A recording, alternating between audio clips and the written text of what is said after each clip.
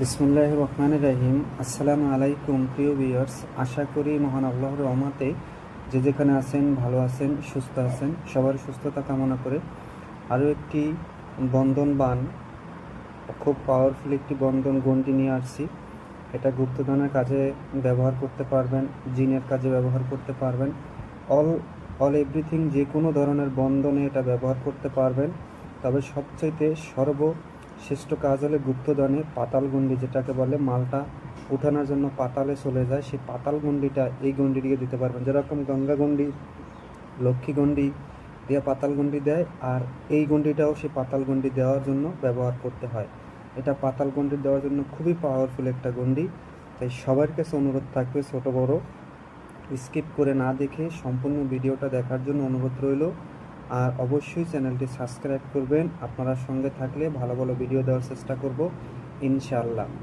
নিয়মটা ভালো করে শুনবেন অবশ্যই। আজকের নিয়মটা হলো, এই যেখানে গুপ্তধনটা শনাক্ত করছেন সেই স্থানটাকে শনাক্ত করার পরে এই গণ্ডিটা ব্যবহার করার জন্য 7টা জুম্মার মসজিদ থেকে পানি আনবেন। যেখানে জুম্মা নামাজ পড়ানো হয় সেই মসজিদ থেকে পানি সংগ্রহ করবেন 7 জায়গার।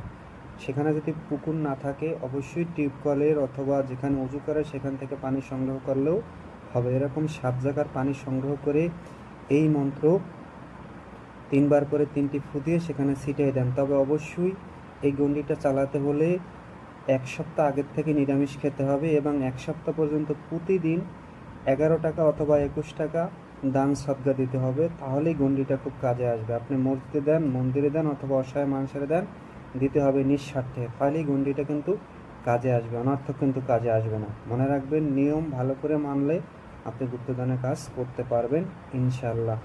আশা করি সবাই বুঝতে পারছেন। সবাই ভালো থাকবেন, সুস্থ থাকবেন। আর অবশ্যই 7 মসজিদের পানি সংগ্রহ করে সেই পানিতে 3টি ফু দিয়ে সেই পানি গুপ্তধনের স্থানে ছিটিয়ে দেন। গণ্ডি লেগে যাবে, পাতাল গণ্ডি। আশা করি সবাই বুঝতে পারছেন। ভালো থাকুন।